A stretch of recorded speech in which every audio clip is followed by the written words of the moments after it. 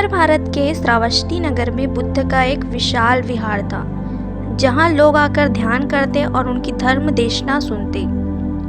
हर शाम एक युवक उनके प्रवचन सुनने आता। सालों तक वह बुद्ध की वाणी सुनने के लिए आया, लेकिन उसने उनके किसी भी उपदेश का पालन नहीं किया। कुछ वर्षों बाद एक शाम वह उनके पहले आ गया और बुद्ध को अकेला पाकर उनके पास पहुंचा और बोला, भंते जी, मेरा एक प्रश्न है जो मेरे मन में बार बार उठता है और शंका उत्पन्न करता है। ओह, भंते जी बोलते हैं, धर्म के रास्ते पर कोई शंका नहीं होनी चाहिए, उसका स्पष्टीकरण कर लो। बताओ, क्या प्रश्न है तुम्हारा? वह युवक बोलता है, मुझे आपके ध्यान केंद्र आते हुए बहुत वर्ष हो गए। मैं बड़ी संख्या में आपके पास सन्यासियों, भिक्षुओं और उससे भी बड़ी संख्या में स्त्री, पुरुष, गृही लोगों को देखता हूँ। वर्षों से वे आपके पास आ रहे हैं। मैं देखता हूँ कि उनमें से कुछ निश्चित रूप से अंतिम लक्ष्य पर पहुँच गए हैं। बिल्कुल साफ तौर पर वे पूर्ण मुक्त हो गए हैं। मैं यह भी देख सकता हूँ कि कुछ अन्य लोग अपने जीवन में कुछ परिवर्तन का अनुभव कर रहे हैं। पहले की अपेक्षा उनमें सुधार है। यद्यपि मैं यह नहीं कह सकता कि वे पूर्ण मुक्त हुए। लेकिन भंते जी, मैं यह भी देखता हूँ कि एक बड़ी संख्या में लोग, जिनमें मैं भी एक हूँ, वैसे के वैसी ही हूँ। कभी कभी तो वे आए और गुजर गए, वे बिल्कुल भी नहीं बदले अथवा उनमें कोई सुधार दिखाई नहीं देता है। भंते जी, ऐसा क्यों? आप जैसे महान पुरुष, सम्यक संबुद्ध, इतने शक्तिशाली महाकरुणिक के पास लोग आते हैं। आप अपनी शक्ति और करुणा का उपयोग कर उन सबको तार क्यों नहीं देते? बुद्ध मुस्कुराए और उन्होंने पूछा, नवयुवक, तुम कहाँ के रहने वाले हो? तुम्हारी मातृभूमि कहाँ है? तब युवक कहता है, मैं यहीं श्रावस्ती में रहता हूँ, कौशल राज्य की राजधानी में रहता हूँ। हाँ, ठीक है, लेकिन तुम्हारी मुखाकृति बता रही है कि तुम इस देश के रहने वाले नहीं हो। तुम मूलतः कहाँ के हो? तब नवयुवक भंते जी से कहता है, मैं मगध राज्य की राजधानी राजगृह का रहने वाला हूँ। कुछ साल पहले यहाँ श्रावस्ती में आकर बस गया। तब भंते जी उनसे कहते हैं, राजगृह से तुमने सारा संबंध तोड़ लिया है क्या? तब नवयुवक कहता है भंते जी से, अब भी मेरे संबंधी वहाँ है, मित्र वहाँ है, मेरा व्यापार वहाँ है।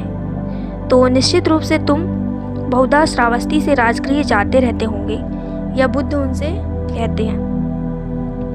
नवयुवक कहता है, साल में कई बार राजगृह जाता हूँ और श्रावस्ती लौट आता हूँ। इतनी बार यहाँ से राजगीर की यात्रा करते और वहाँ से लौटते हुए तुम्हें इस राह की अच्छी जानकारी हो गई होगी। नवयुवक कहता है, जी हाँ भंते जी, मैं साल में कई बार राजगृह जाता हूँ और श्रावस्ती लौट आता हूँ।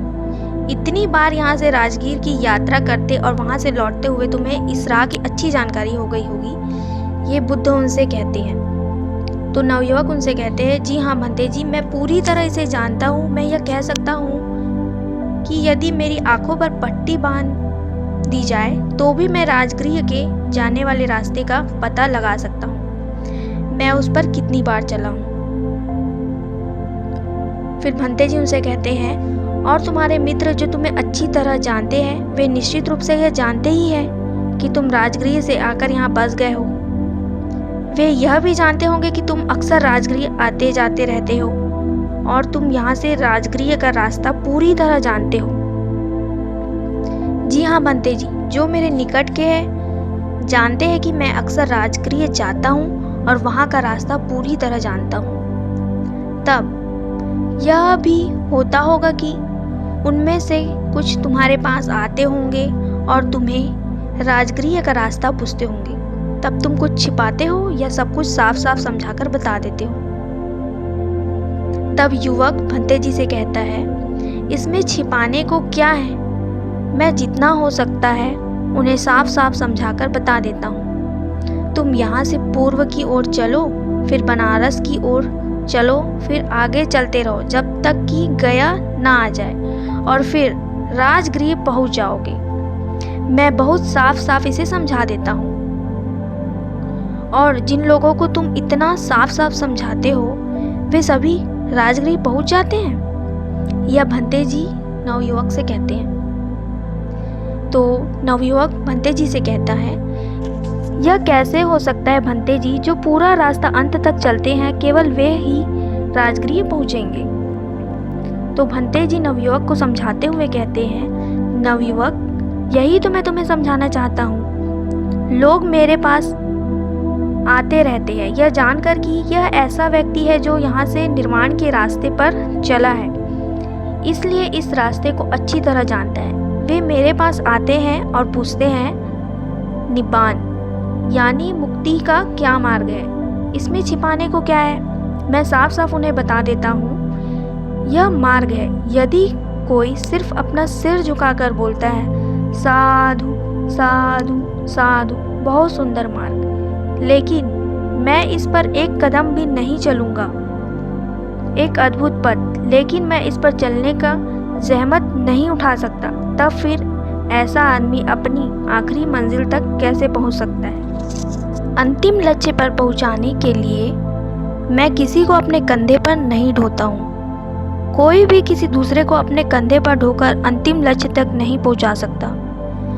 ज़्यादा से ज़्यादा कोई प्रेम और करुणा के साथ यह कह सकता है कि तुम, यह मार्ग है और इस प्रकार मैं इस पर चला हूँ। तुम भी काम करो, तुम भी चलो, तुम अंतिम लक्ष्य पर पहुंच जाओगे।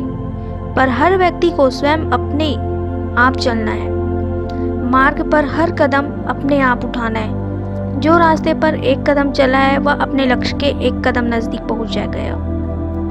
जो 100 कदम चला है वह लक्ष्य के 100 कदम नज़दीक पहुंच गया। जो पूरा रास्ता चला वह अंतिम लक्ष्य पर पहुंच गया। तुम्हें अपने आप अपना मार्ग पर चलना है। अगर आपको इसी तरह की और भी कहानियाँ सुनना चाहते हो तो हमारे चैनल को सब्सक्राइब, लाइक और शेयर करें और बेल आइकन दबाना ना भूलें। धन्यवाद।